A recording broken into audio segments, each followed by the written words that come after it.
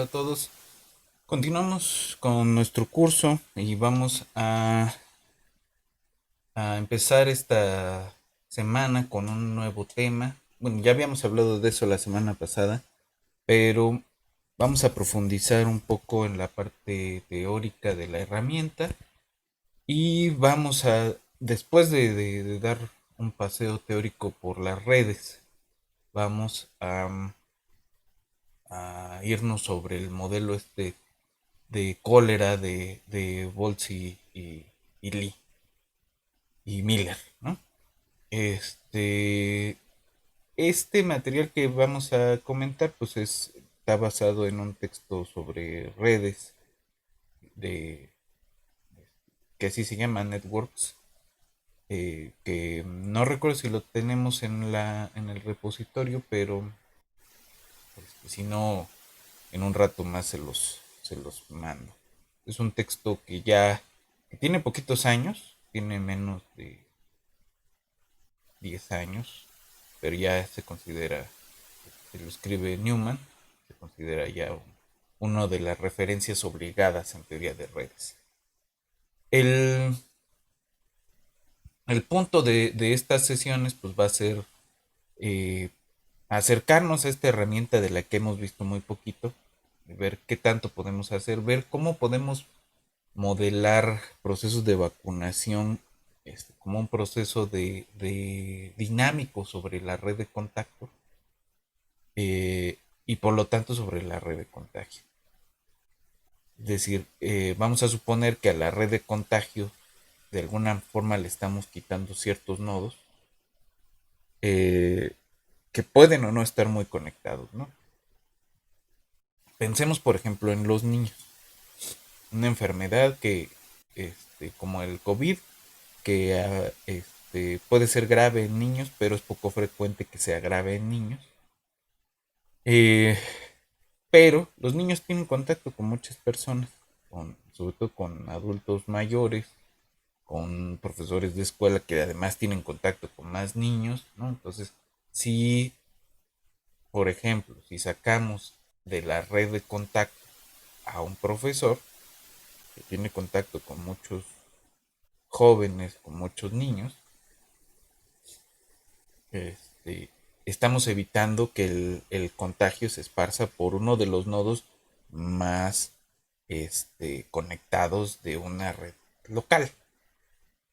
Si lo inoculamos es como estar quitando, al menos durante un tiempo, el nodo hiperconectado de la red de contacto, ¿no? Eh, Entonces, un poco eso es lo que estamos persiguiendo. Ya vimos que podemos asociarle a un modelo de redes un sistema de ecuaciones diferenciales. Vamos a ver ese formalismo con más cuidado en las siguientes sesiones, pero ya vemos que es posible. Y si es posible, entonces podemos utilizar el formalismo de Van de Drieschge para calcular el R0, para hablar sobre la sensibilidad de los parámetros y demás herramienta matemática que hemos estado utilizando las semanas pasadas. Estabilidad del Lyapunov, estabilidad local, etcétera, ¿no? Este, pero aquí vamos a tener dos cosas novedosas. La primera es que ya no estamos hablando de proporciones de infectados, de proporciones de susceptibles, de proporciones de la población en general. Estamos hablando de individuos concretos o de grupos de individuos bien concretos. Es decir, este es un modelo discreto. Y es a pasos discretos del tiempo. No estamos pensando que varía en un continuo de los reales. Estamos pensando que varía en un espacio discreto de tiempo. Entonces ya la dinámica va a ser un poco distinta. La podemos aproximar, digo, eso lo vamos a ver, no sé con qué tanto cuidado, pero sí lo vamos a visitar esta semana. Lo podemos aproximar a un continuo, pero no lo necesitamos. No lo necesitamos y esto sirve para aproximar comunidades. Decir, el SIR estamos suponiendo que la población es grande y es bien mezclada. Aquí estamos suponiendo que es bien mezclada, pero que no es grande. Es una población pequeña. Luego, con autómatas celulares y con modelación basada en agentes, vamos a recuperar la heterogeneidad y vamos a mandar la hipótesis de que la población está bien mezclada a algún cajón donde la guardemos para cuando la necesitemos, ¿no? Pero ya no la vamos a necesitar una vez que aceptemos que es necesario guardarla en el cajón. Entonces, empecemos con un poco de rudimentos de teoría de redes y más o menos ese es el tenor que vamos a tener en las siguientes sesiones, ¿no? Entonces, estamos en el tema de redes de contagio. Y vámonos al pizarrón a trabajar un rato.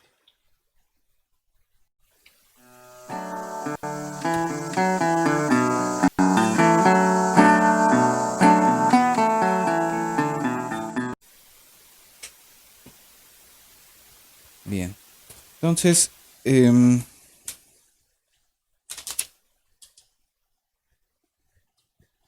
¿qué es lo que estamos, a qué es lo que estamos jugando cuando jugamos a las redes de contagio? Eh, Estamos pensando en que no nos interesa nada más el comportamiento individual, sino cómo se están relacionando los individuos del sistema, ¿no? Estos individuos están relacionados de alguna forma. Esa relación es la que modela la teoría de redes, ¿no? Y esa relación puede ser un montón de cosas. Para nosotros va a ser un contacto efectivo en cuanto a contagio, ¿no?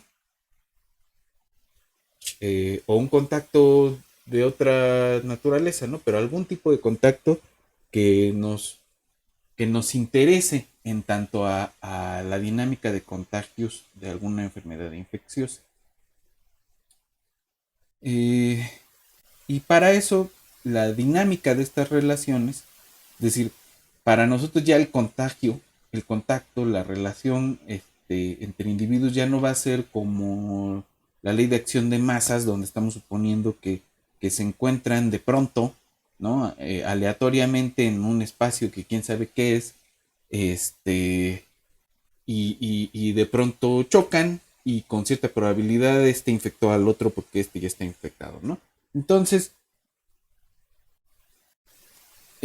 vamos a ver distintas estructuras de las posibles relaciones que puede haber entre individuos o entre comunidades de individuos, eh, y las vamos a modelar con otro objeto matemático que ya también tiene muchos años que se ha estudiado, pero que más, digo, Euler ya había desarrollado un poco de esa herramienta, pero que se ha utilizado mucho en los últimos años, sobre todo en investigaciones que tienen que ver con relaciones sociales y relaciones económicas entre individuos o grupos de individuos. Eh, entonces, esto que estoy hablando es la llamada teoría de gráficas o de grafos, como le llaman los gachupines, pero a mí me molesta un poco el término grafo, entonces vamos a llamarle teoría de gráficas. Y cuando estamos hablando de una relación entre los elementos de la gráfica, es decir, la gráfica es un objeto matemático, ¿en qué consiste? Este, ¿no? Entonces, si quieren, hasta le ponemos definición, una gráfica es una tupla este, eh, n a, donde n es un conjunto de nodos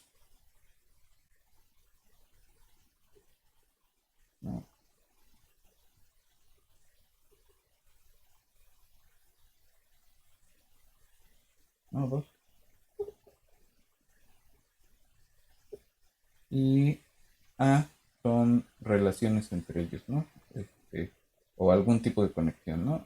Entonces la A es un conjunto de pares, este,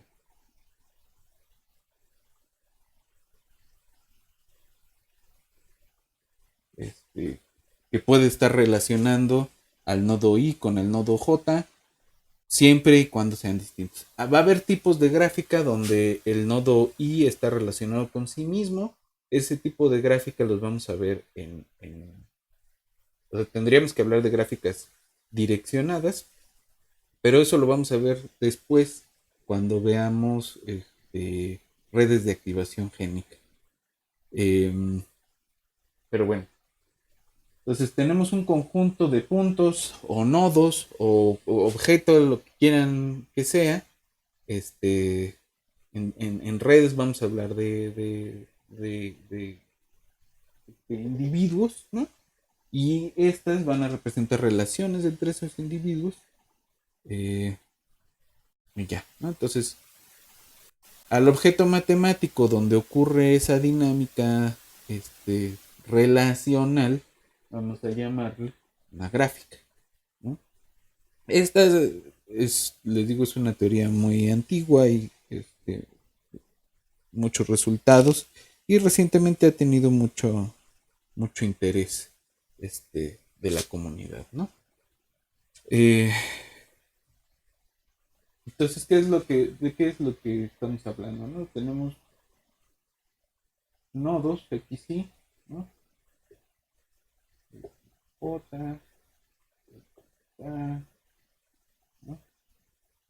N, y hay ciertas relaciones entre ellos. Estos son los conjuntos de aristas, ¿no? Entonces, esta gráfica de aquí, ¿no? Si esto es X1, 2, 3 y 4, la gráfica esta, pues es este, la que tiene al NA, donde N son el X1, 2, 3, 4, y A es el conjunto de pares X1, X3, X o X2, X1, X3, X1, X4, ¿no? Y que puede ser X2, 3, 4 son hijos de X1, ¿no? O, o amigos, o vecinos, o parejas sexuales, o lo que sea, ¿no? Hay una relación entre esos nodos. Este, ¿no? Si estuviéramos hablando explícitamente de redes de contagio, pues son las personas con las que tuvo un contacto efectivo en cuanto al contagio, es decir, donde pudo haber la probabilidad de haber quedado infectado. Es decir, si estamos hablando de una infección de transmisión sexual, son las contactos sexuales que tuvo ese individuo. Si estamos hablando de una enfermedad respiratoria, son los contactos cercanos que tuvo ese individuo, ¿no? En el periodo donde pudo haber estado infeccioso latente, ¿no? Eh, pero bueno, esos son detalles. Ahora, ¿qué nos va a interesar de estos objetos? Pues lo primero que nos puede interesar es una propiedad que se llama el grado. Entonces, el grado en una gráfica o red, ¿no? O la gráfica de una red, el, el,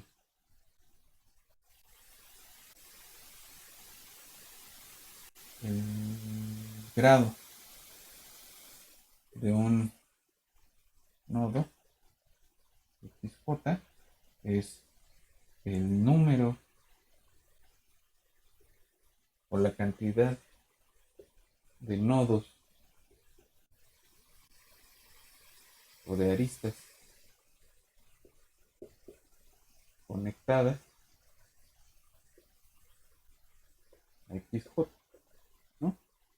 Este, también vamos a decir que dos nodos son adyacentes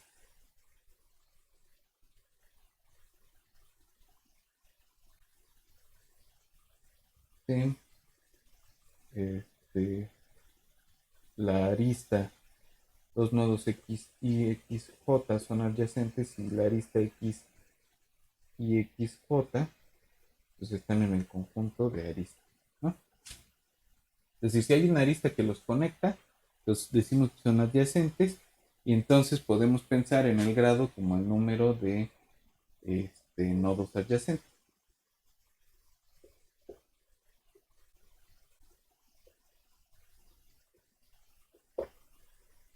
XJ, ¿no? Vamos a tener el caso particular donde, o una familia general de gráficas donde nos preocupa la dirección. Entonces, además de tener una relación, esa relación no es lo mismo XY a XJ que de XJ a XY. Este, por ejemplo, pensando en redes de parentesco. Digo, en epidemiología esa parte es poco importante, eh, salvo por algunas cosas, ¿no? Pero, por ejemplo, en redes de parentesco, pues sí te interesa de dónde proviene qué cosa, ¿no? Redes de activación génica también nos va a interesar cuál es la dirección de la relación, de alguna forma, ¿no? Entonces, hasta aquí vamos con. Eh, Ahora, vamos a definir también la matriz de adyacencia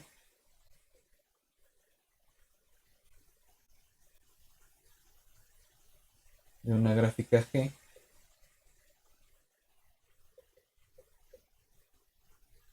que podemos llamarle N, ¿no? O como quieran, o U, o no sé, en otros lados recibe otros nombres, A mayúscula, pero aquí le llamamos A las aristas, podemos llamarle E a las aristas, como quieran, ¿no? Entonces M, la matriz de adyacencia, es la matriz este, de cuánto por cuánto. Si ya hay n nodos, pues vamos a tener una de n por n. Este, y esto está en lo real.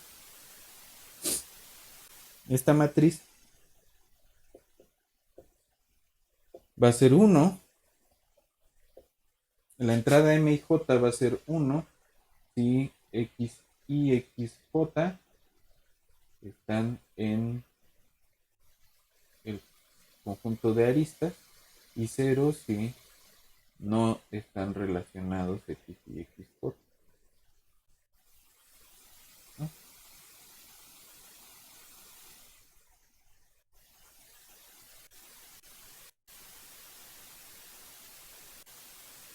Entonces, eh,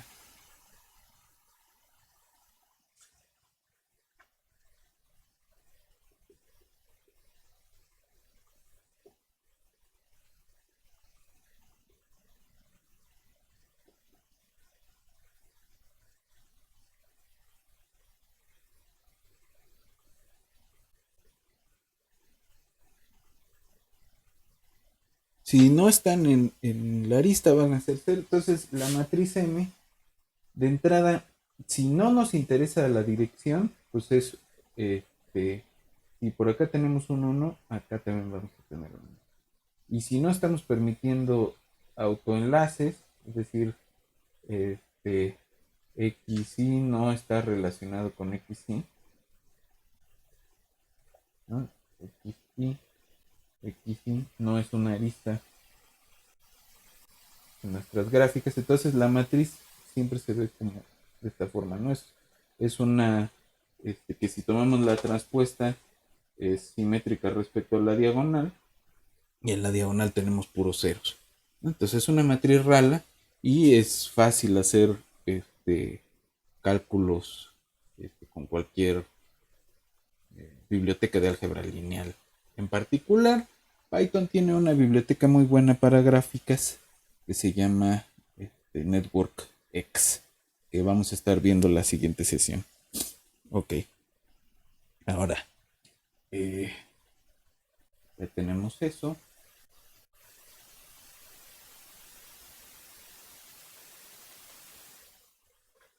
Y bueno, hay diferentes tipos de gráfica.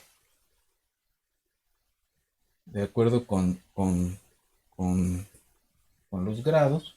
Entonces podemos hablar de gráficas regulares. Regulares son en las que todos los nodos,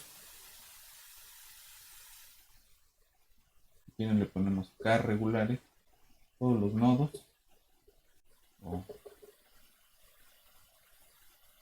ρ regulares. Todos los nodos tienen grado ρ, ¿no? Por ejemplo,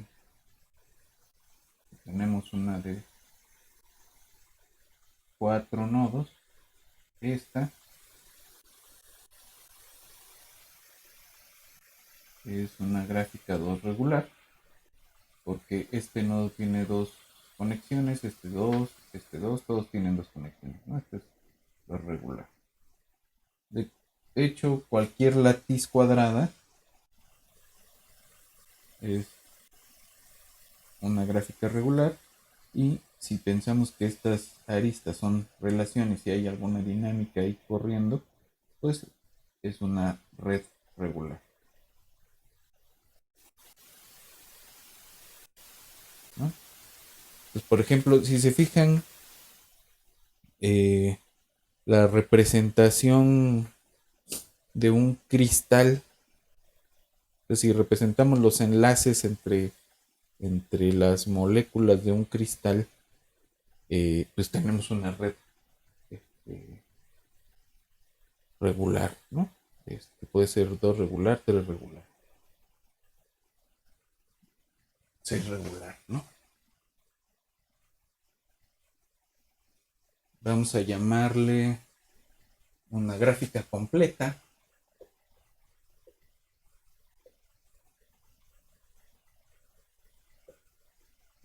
Está completa.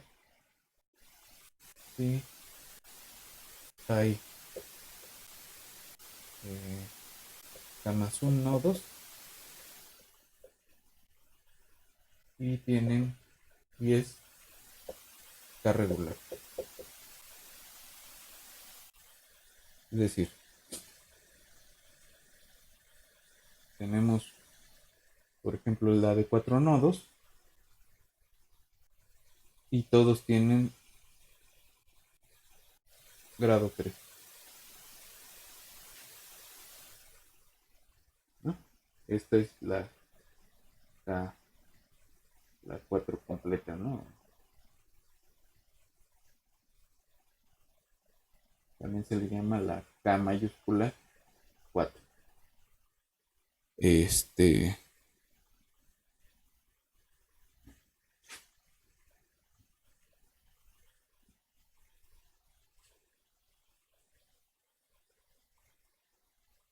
pues ese es otro tipo de gráfica.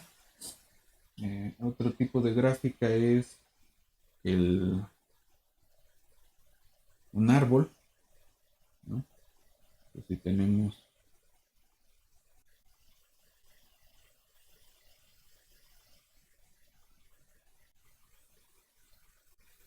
una cosa así,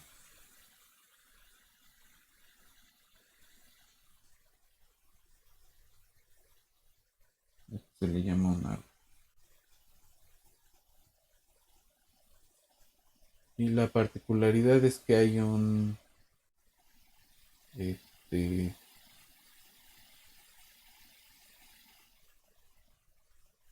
una cota para el grado, ¿no? No puede tener más de este,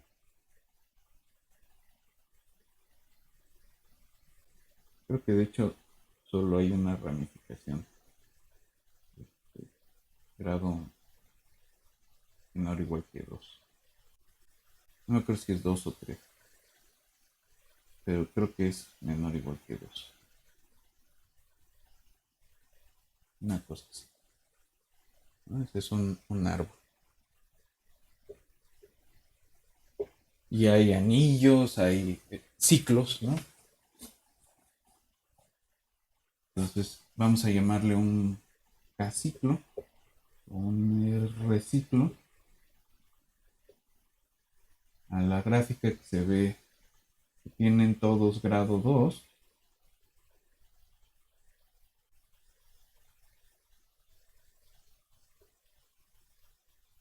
¿No? Es una gráfica con N nodos, con R nodos, perdón, R nodos y el 2 regular. ¿No? Todos tienen grado 2. Este es un R ciclo. Y así tenemos varias estructuras distintas. Ahora, a nosotros nos interesa no cantidades de nodos pequeñas. Nos interesan cantidades suficientemente grandes como para pensar que están representando individuos de una población humana, ¿no? Entonces estamos hablando de al menos decenas de miles de nodos, hablando de poblaciones pequeñas. Eh, y ahí nos metemos en un lío, porque ¿cómo sabemos cuáles son las relaciones entre ellos, ¿no? Podemos pensar que los vecinos están relacionados. Podemos pensar, entonces, en una comunidad pequeña, pues, todos van a estar relacionados. No hay de otra. En un conjunto de comunidades aisladas, pues va a haber unos que están más relacionados que otros. Pero resulta que hay unas observaciones fenomenológicas que ya se convirtieron después en resultados teóricos, que nos dicen que en cualquier relación entre humanos hay, o bueno, en muchas relaciones entre humanos hay lo que se llama el fenómeno del mundo pequeño. Entonces es una red con muchos componentes, pero eh, que bastan 4 aristas este, 8 aristas, perdón, para conectar a cualquier par de nodos, ¿no? Eh, entonces, en las próximas clases también vamos a estar visitando un poco el fenómeno del mundo pequeño y a lo que se refiere a ciertas medidas, que lo que nos van a estar diciendo es qué tan importante y en qué sentido es un nodo en un área. Eh, ¿Por qué? Porque nos interesa, sobre todo en epidemiología, pero también en otros temas, nos interesa saber qué pasa si removemos alguno de los nodos. ¿Va a cambiar la dinámica de alguna forma? No va a cambiar. Podemos controlar alguno de los parámetros que controlan la relación este, que nos interesa en la red de alguna forma. Este,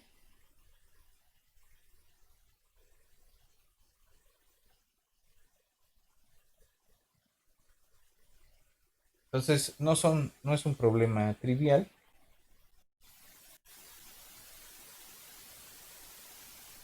pero necesitamos herramientas.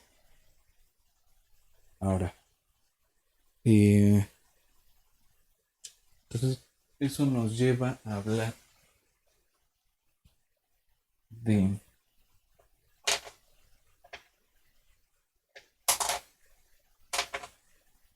medidas de centralidad.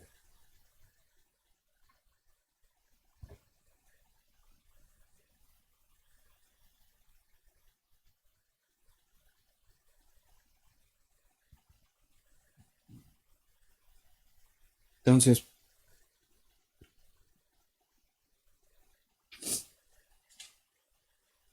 aquí vamos a tener las siguientes, ¿no? La primera, lo primero que se nos puede ocurrir es la centralidad de grado.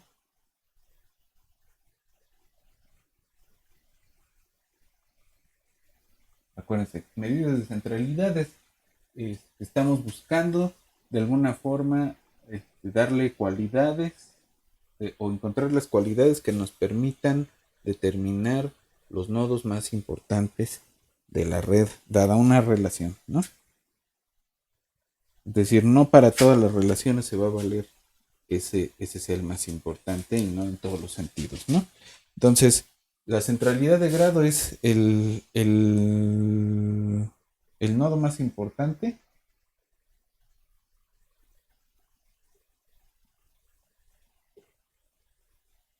es el que tiene el grado más grande.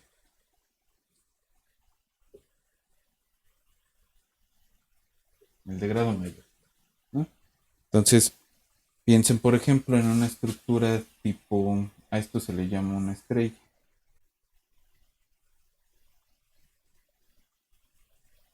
¿no? Entonces, una red estrellada, pues hay un nodo que está conectado con todos los demás,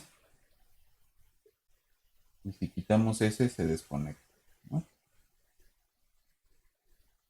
Eh, ¿No? Piensen ustedes en este rollo de los llamados influencers, ¿no? Entonces, ¿quién es el más importante? Pues el que puede vender más productos, este, el que tiene más exposición en internet, ¿no? Eh,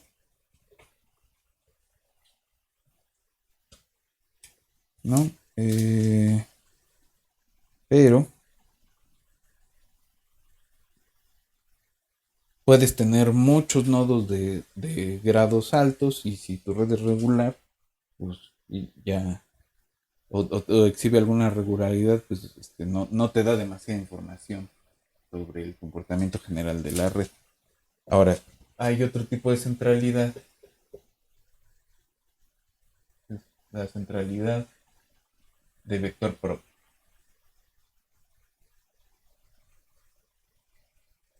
Eh, en la centralidad de vector propio, el, un nodo es tan importante como sus vecinos.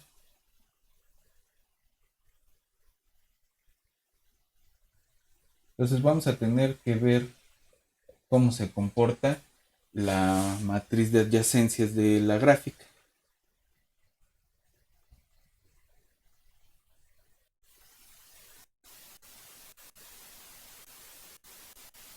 Okay.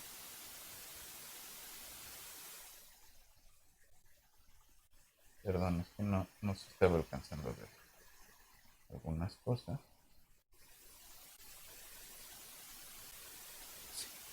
Entonces, tenemos que preocuparnos con qué pasa con la matriz de adyacencia, ¿no? Entonces, digamos que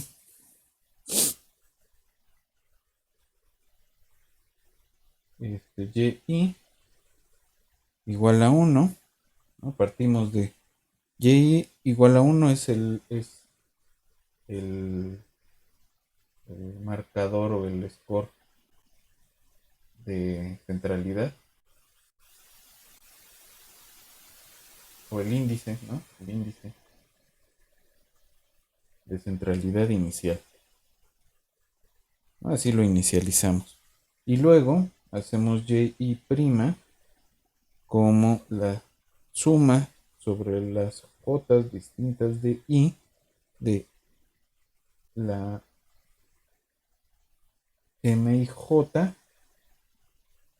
por xj por yj, ¿no? Entonces tenemos una suma de puros unos, ¿no? Y x y y son vecinos de y.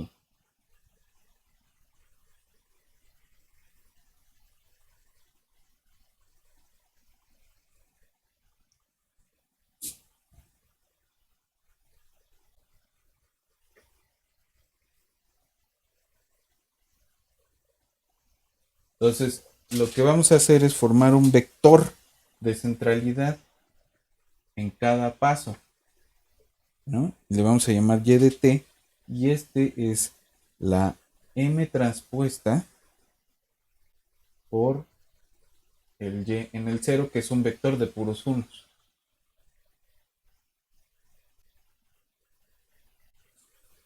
Entonces, lo que vamos a tener es que y de 0 no es otra cosa que la descomposición espectral de la matriz M. Tenemos la suma sobre la cis de lambda i bi, donde bi es el vector, es un vector propio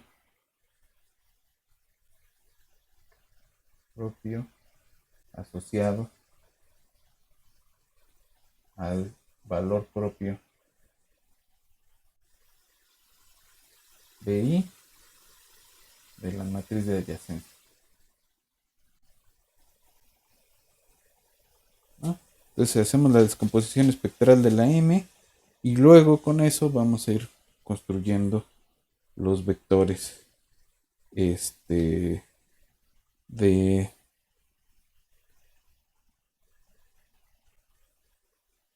del, de centralidad que se les llama, ¿no? Entonces, entonces la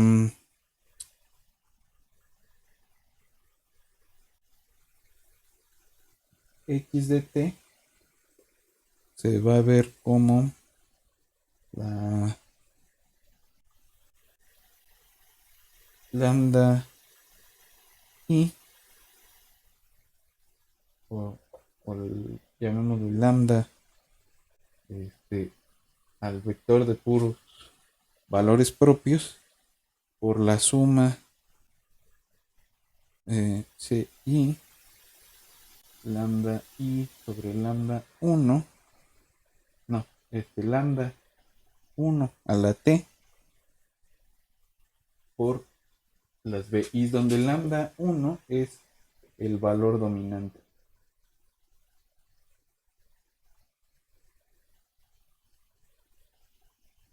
¿No? Esto lo podemos escribir de esa forma. Y si lambda y lambda 1 es menor que 1, entonces x de t tiende a c1 lambda 1 a la t p1. Entonces la centralidad del vector propio no es más que resolver el problema de valores propios m x igual a lambda 1x, ¿no?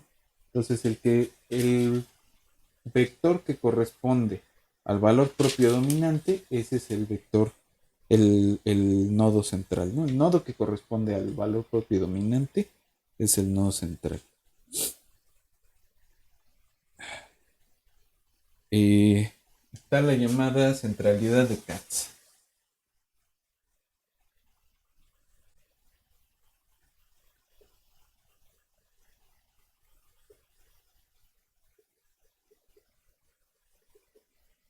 La centralidad de Katz calcula como alfa por la suma de la MIJ XJ más beta. Alfa y beta son positivos. Y si tuviéramos vectores con centralidad 0, entonces X y la centralidad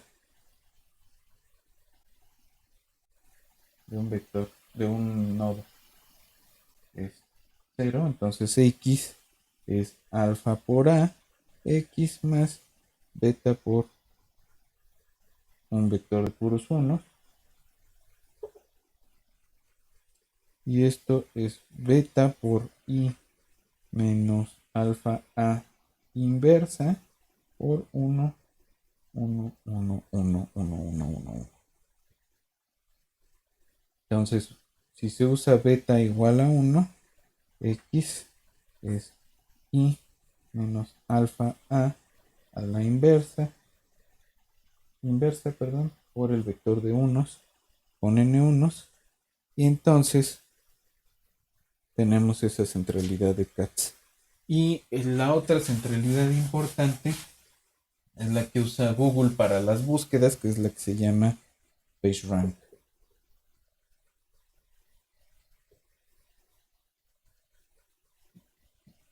Pero esta lo que te da es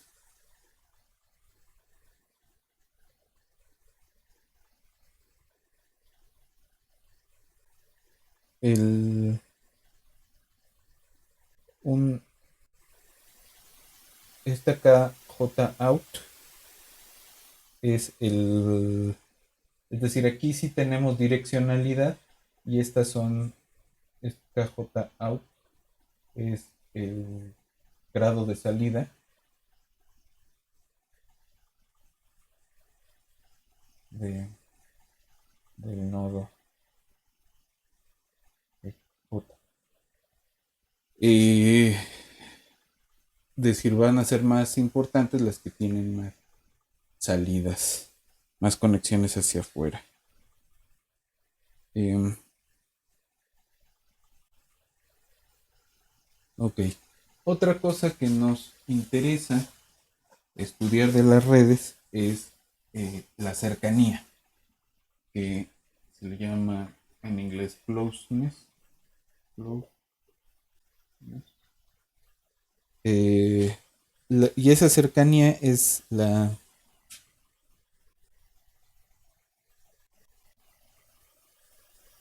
cierta distancia, ¿no? Eh, pero medidas sobre trayectorias geodésicas.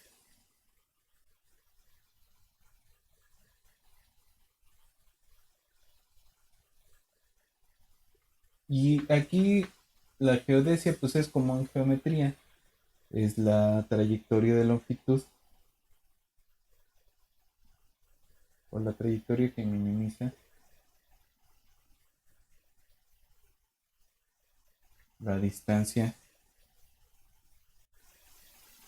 entre nodos. Y aquí hay que aclarar, ¿no? Que hablamos de una trayectoria, este, es el conjunto de aristas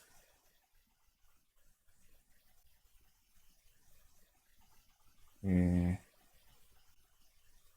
que unen o que conectan dos nodos.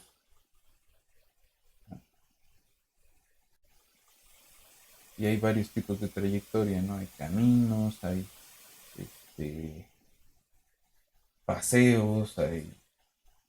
Eso podemos hablar después.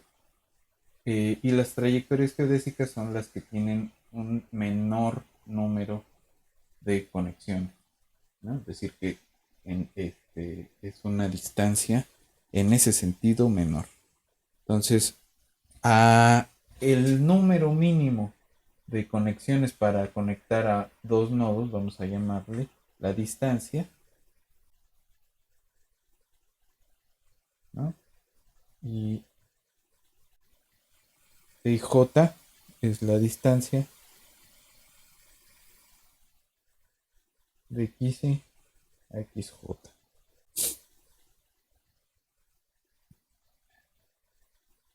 Ahora,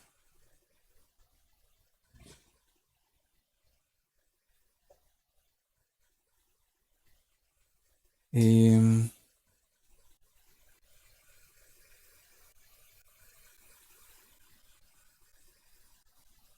vamos a hacer LI es 1 sobre n menos 1 de la suma de las j distintas de I de D y J. ¿Eso qué significa? Eh, esta es la cercanía del nodo I. Esta, suponemos que hay n nodos y que es posible realizar esa distancia, ¿no? Entonces, ¿qué estamos diciendo? Pues de todos los otros nodos distintos, sumamos las distancias y ese le vamos a llamar LI. LI no es una medida de centralidad, pero este, sí hay una centralidad por cercanía que es el inverso de ese, ¿no? 1 sobre LI igual a N menos 1, la suma de, de hipótesis, ¿no? Ese sí es una medida de centralidad.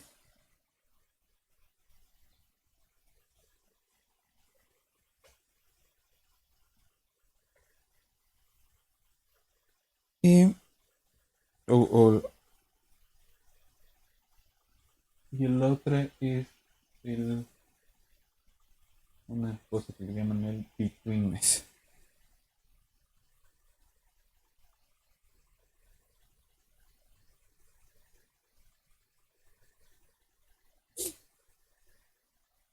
Y este es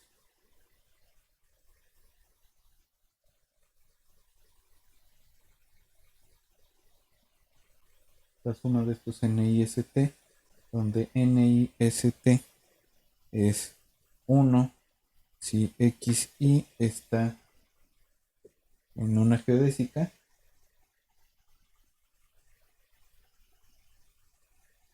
de XS a XT o 0 en otro caso.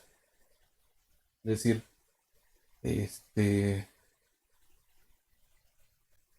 si pertenece a una geodésica que conecta dos nodos, el betweenness es el NIST es 1 y depende en cuántas geodésicas esté, vamos a tener ese grado de interconexión.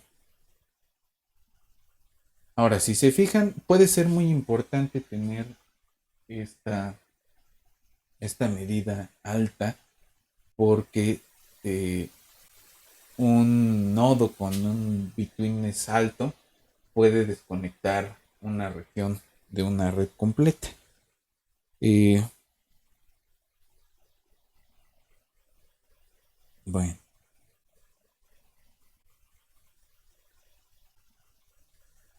entonces quiero quedarme con esa interconexión o betweenness, intermediación se le llama también,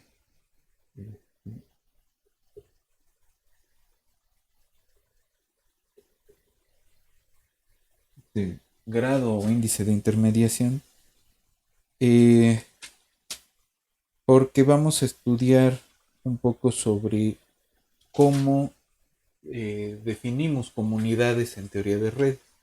Entonces, eh, nos falta un elemento que es un tipo de apelmazamiento o que le llaman el clustering, el grado de clustering, este, para hablar sobre comunidades, ¿no? Y interconexión. Entonces, con eso empezamos la siguiente clase. Continuamos desarrollando qué pasa con el grado de intermediación, con el índice de intermediación. Nos vamos hacia el índice de acumulación, también se le llama el clustering, ¿no? Entonces nos vamos a estudiar intermediación y acumulación y vamos a ver cómo con esas dos propiedades vamos caracterizando cierto tipo de redes que van a ser las redes complejas. Y a partir de eso vamos a argumentar por qué esta idea de una red aleatoria no puede no ser tan buena idea para estudiar una epidemia. Entonces, la dejamos aquí y nos vemos en la siguiente.